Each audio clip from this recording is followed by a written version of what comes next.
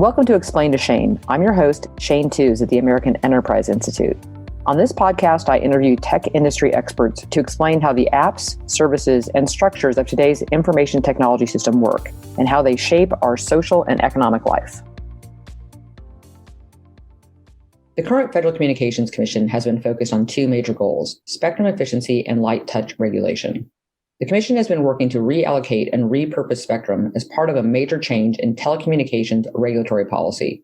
Part of what this policy change does is ask government agencies to share or give up assigned spectrum assets for commercial use. This means changing the status quo. One particular case where a conflict arises is with the Department of Defense. DoD wants to keep its current mid-band spectrum allocation, perhaps to create its own commercial market space within DoD. This is part of what my guest today calls spectrum wars. The interference with multiple agencies, including the Department of Defense, the Department of Transportation, and even NOAA at the Department of Commerce, have been lobbying to keep their current spectrum allocations for their own interests rather than join with the FCC's new vision for more efficient and effective spectrum management. My guest today is Nathan Leamer. Nathan is a vice president at Targeted Victory, a public affairs strategy firm, and a former policy advisor to FCC Chairman Ajit Pai. Nathan has been a staffer on Capitol Hill and a fellow at R Street Institute. Nathan joins us today to share his thoughts on spectrum allocation, 5G, and how the current FCC has succeeded in a number of its policy endeavors. Nathan, thank you for being our guest today on Explain to Shane. We hear a lot about light touch regulation with this FCC, and I know they just had a meeting where they really highlighted the combination of spectrum efficiency and light touch regulation. Tell me why that's so important. No, it's a great question. So when we think about the future of telecommunications, the future of technology, there's kind of two choices you could go. One is to have a mother may I approach where the government kind of establishes the rules of the road for innovation or investment and other opportunities for growth, or one that enables the market, enables companies small and large to grow and develop and innovate in ways for them and fit their customers. And, one of the greatest, I think, examples of this over the past couple of years, and one that we don't think about often, is like the growth of satellite and innovation, particularly as broadband service. Whether you look at companies like Starlink or Amazon, Kuiper program, and others who are creating a new opportunity for those who want a different type of internet access. And because of the FCC's light touch approach, where they reduced the application process, improved the permitting process, it really allows those company services to come to market without a government process. This current team at the FCC has really done a great job of driving the interagency process, which I realize is another part of spectrum efficiency.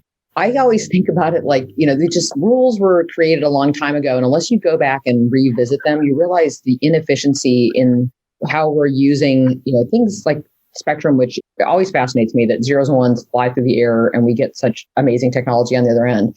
So taking a deep look into the spectrum usage and how we should be using it, especially since it is a limited natural resource, they just seem to be much more savvy about that. Is that a combination of innovation and technology and then just taking an eye towards something you realize has not been as efficiently used in the last couple of years? Yeah, I think this Chairman Ajit Pai and his team are running the ship over at the FCC. I think a number of the commissioners, both on the Republican side, Democrat side, recognize the need to think about how you allocate these finite resources, as you mentioned, whether it's spectrum management at the agency level or even at the interagency level, which I'm sure we can address secondarily. But like within the agency, looking at how do you set up an auction or how do you set up an allocation for spectrum to make sure that those who will use it and utilize this resource to best use it. And so instead of having a dog and pony show where, companies show up and they kind of, demonstrate, how I could use this particular spectrum band better than my competitors, the FCC has required an auction process that basically allows them to put their money where their mouth is and say, look, I should demonstrate how you will actually use this. And so instead of having these American Idol type shows, you're actually having a process that actually looks at the economics and shows, proves to the payment of the auction, et cetera, how these companies and how these entities will use this spectrum and for the benefit of the public. And I think that this chairman did something pretty remarkable at the beginning of his term by creating the Office of Economic and Analytics. This office really is at the front end of the decision-making process. So when the FCC looks at reallocating spectrum or evaluates how they might disperse funding in a different way, they actually have real economists, real people who know how to think about the long-term projections and how we should think about this.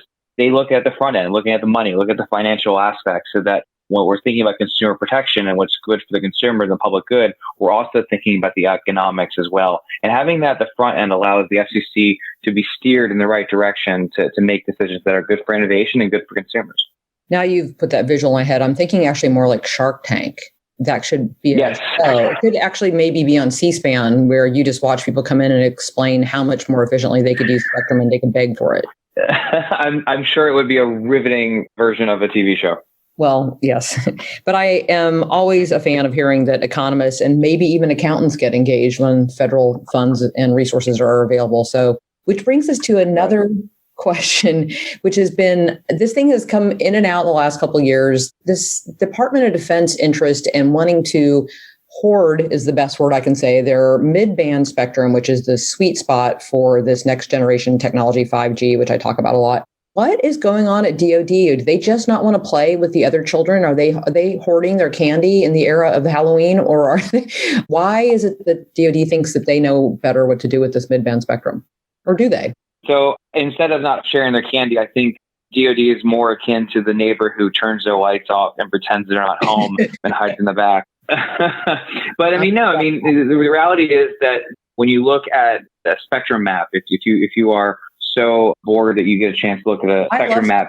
I had the spectrum map up in my old office, and I walked, and somebody walked in one day and they go, that's really old, and they kind of shamed me into getting a new one. And then somebody from another think tank came in and they said, "Well, what are you doing with that?" I said, "Well, it's old." They said, "I know, but it's still pretty."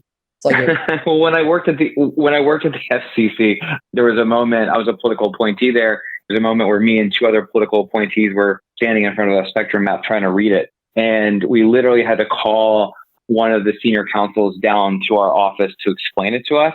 And I recorded a video of me looking at the camera and saying, "How many political appointees does it take to read a spectrum map?" And apparently it's at least 3. It is a very convoluted map unless you're Shane or very few elite people that you can actually understand it. It is a very confusing map, but it basically is a map that shows all the different bands of spectrum from low band, mid band, high band. It is a crowded space. As Shane could tell you, it's crowded with different parties and different entities all across the spectrum that are using it for different technology. And some spectrum at the low band may be better for one thing, let's say Bluetooth technology, or another one could be better for, being spectrum waves for a baby monitor, to other things like 5G technology or autonomous vehicles or your cell phone or even the communication waves that we're doing this podcast through. It's all these different parts on the spectrum. In conjunction, adjacent to the commercial available spectrum, there's also, which is basically spectrum that is controlled and given to, if you will, different federal agencies, and mostly by Department of Defense, some like Department of Transportation, Department of Energy, and others. And they have these large swaths of spectrum for their own, whether it's for real military purposes or research purposes, etc.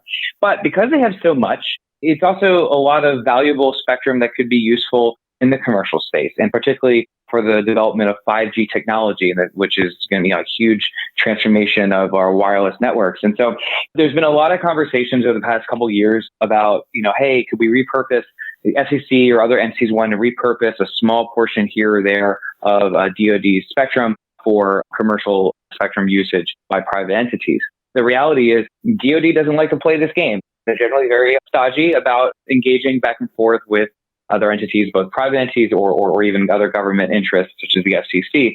And so as a part of that conversation, I think there has been this idea that's been developed over the past few years. It was first reported in January 2018 of some individuals associated with the Department of Defense wanting to create a 5G nationalized network that they would create, that they would build out, and that they might lease to one entity that would act as like a wholesaler, or generally, let's think of them as a conductor on the train that basically, tells everyone where to go, or an air traffic controller, if we use that analogy instead.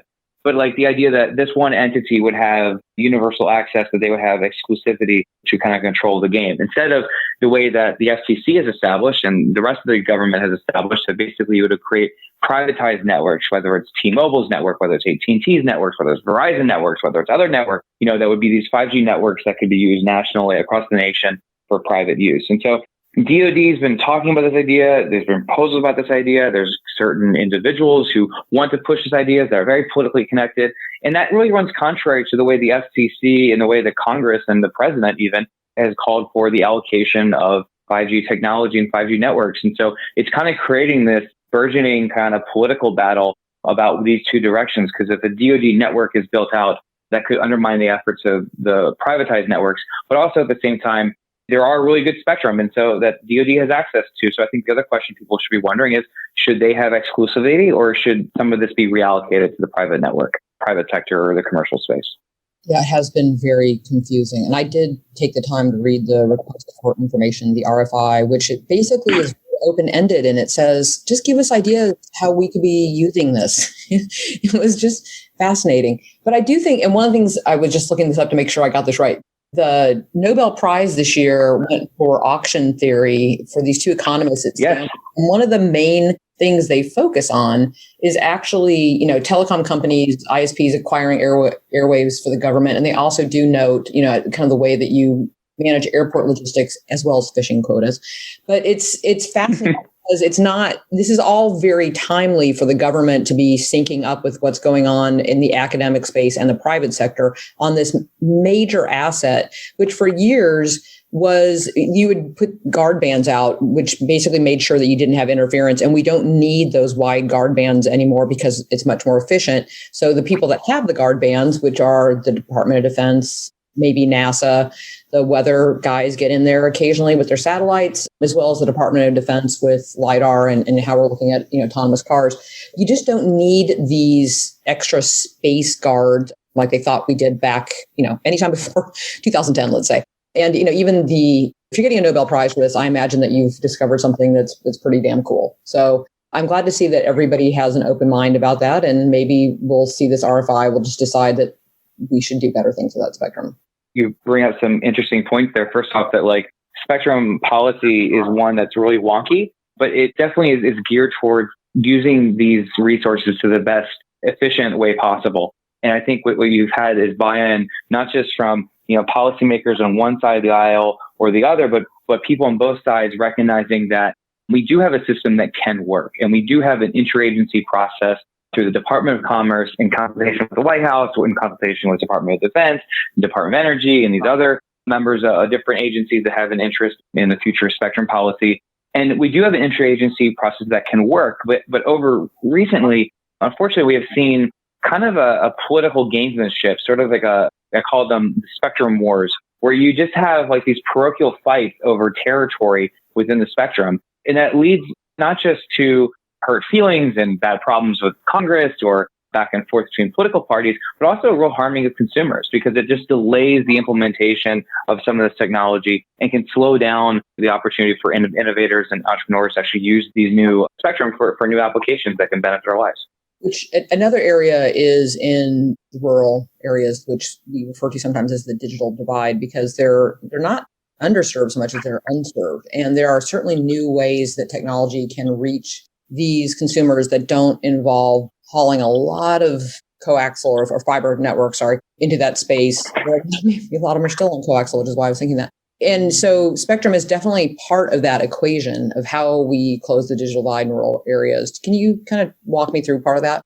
Yeah, you're right. It's not just those who are nearby in big cities that we need to be thinking about, although there are some major issues on digital divide and accessibility, but also looking at the other side of the aisle, specifically on how you can use spectrum or other technologies, whether it's white spaces or whether it's satellite technology, things that we didn't think we could use before. How can we leverage it in a way to actually provide access now? And so you're seeing companies and you're seeing innovators and others, develop new research and new technology that using this new technology in a way that we didn't think was previously possible. And I think that the goal of the FCC and the goal of this FCC has been, hey, let's take a laid back approach.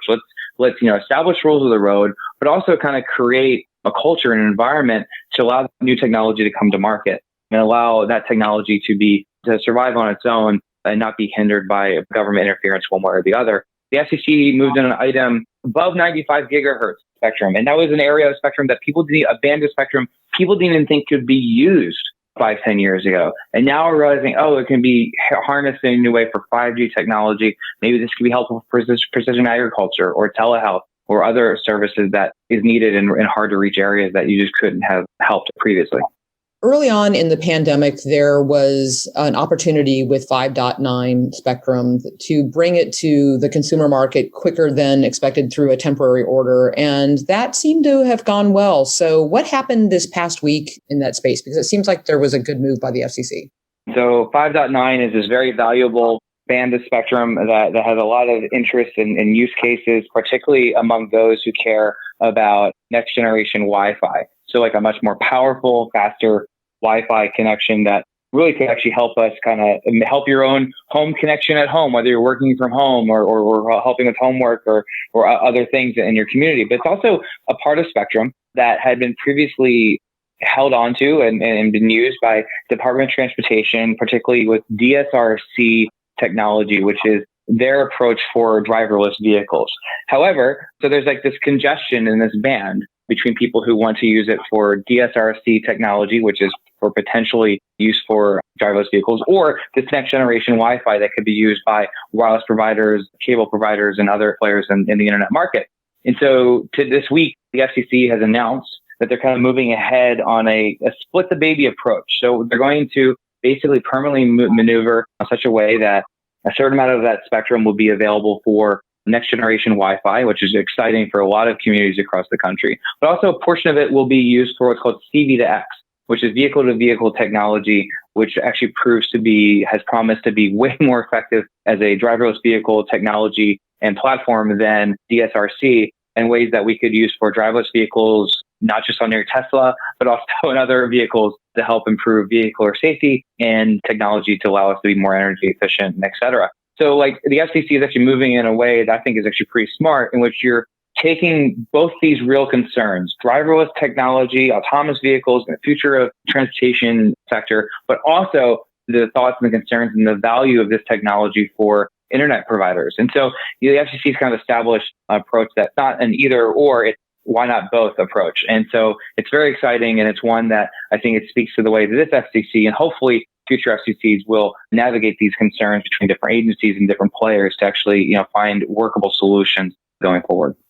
So as we move through the end of this quarter into 2021, we do have an election coming up. This is always interesting for people who don't understand how politics and policy overlay in Washington. But there's probably going to be some changes in just the political direction depending on what happens the first week in November. Any thoughts on what that'll do to innovation policy?